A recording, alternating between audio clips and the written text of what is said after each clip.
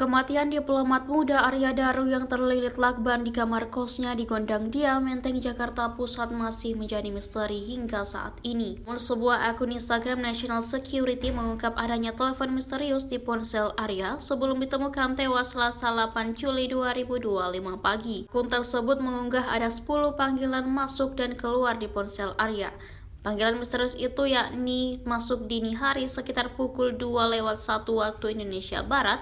Menurut akun, nomor itu terlacak berasal dari sebuah lokasi tak jauh dari kos Arya Daru dan hanya aktif dalam waktu 1 menit kemudian menghilang. Akun tersebut juga membongkar adanya pesan yang dikirim Arya Daru ke 3 kontak diplomat senior di Kemlu. Namun tidak disebutkan siapa identitas diplomat senior tersebut.